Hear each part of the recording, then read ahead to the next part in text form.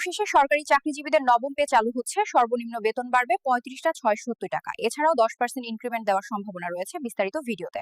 যমুনায় জরুরি মিটিং, প্রধান উপদেষ্টা ও পে কমিশন সহ অর্থ মন্ত্রণালয়ের বৈঠকে নবম পে স্কেল কার্যকর, সর্বনিম্ন বেতন ২৮,৫০০ টাকা পর্যন্ত বৃদ্ধির নতুন সিদ্ধান্ত। এ বিষয়ে বিস্তারিত আলোচনা করতে এখন পর্যন্ত যারা আমাদের এই চ্যানেলটি সাবস্ক্রাইব করেনি তারা অবশ্যই আমাদের এই চ্যানেলটি সাবস্ক্রাইব করুন এবং ভিডিওটিতে একটি লাইক করে ভিডিওটি কন্টিনিউ করুন। সরকারি কর্মচারীরা দীর্ঘদিন আন্দোলন করার পর আজ যমুনায় জরুরি একটি বৈঠকের আয়োজন করা হয়েছে। ইতিমধ্যে কয়েকটি ধাপে বৈঠক করা হলো। আজকের বৈঠকে সরকারি চাকরিজীবীদের বেতন বৃদ্ধির বিষয়টি যুগোপযোগী হয়ে দাঁড়িয়েছে। পে কমিশনের একজন ঊর্ধ্বতন কর্মকর্তা জানায়, আমরা সর্বনিম্ন ২৮,৫০০ টাকা পর্যন্ত বৃদ্ধির নতুন সিদ্ধান্ত নিয়েছি।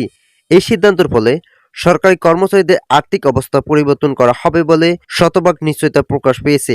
অর্থ মন্ত্রণালয়ের সঙ্গে বৈঠক করার পর এই বিষয়গুলো জোরালোভাবে সাজিয়ে তুলেছে বলে মন্তব্য করেন ওই ঊর্ধ্বতন কর্মকর্তা। তিনি নিশ্চিত করেন, বাংলাদেশের মধ্যে যতগুলো পে স্কেল ইতিপূর্বে সংগঠিত হয়েছিল সবগুলোর থেকে এই স্কেল খুবই যৌক্তিক এবং সামঞ্জস্যতা বজায় রাখবে। কর্মচারীদের জন্য বিভিন্ন সচিব ইতিবাচক মন্তব্য প্রকাশ করেছেন। তারা বলেন, কর্মচারীরা বর্তমান সময়ে অনেক কম বেতনে চাকরি করে থাকেন।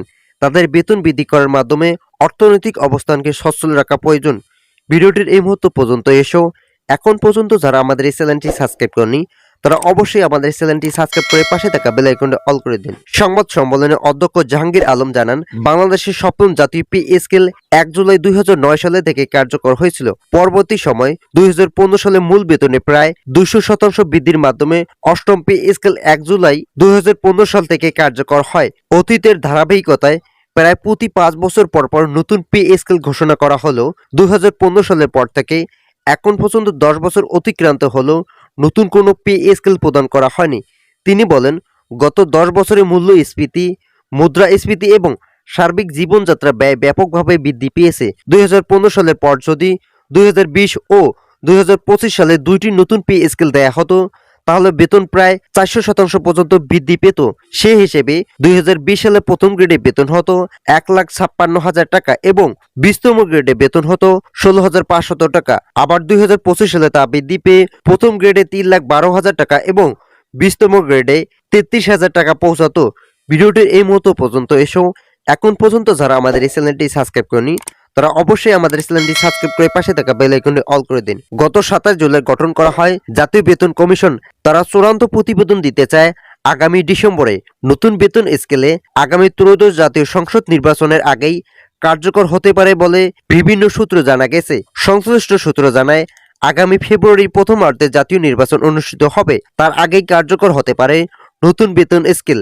সেই হিসাবে ২০২৬ সালের জানুয়ারি মাস থেকেই নতুন বেতন স্কেল বেতন ভাতা পেতে পারেন সরকারি চাকরিজীবীরা। অর্থ উপদেষ্টা ডক্টর সালাউদ্দিন আহমেদ সম্প্রতি জানান, পে কমিশনের সুপারিশ বাস্তবায়নে যে অতিরিক্ত অর্থের প্রয়োজন হবে তা সংশোধিত বাজেটে বরাদ্দ রাখা হতে পারে।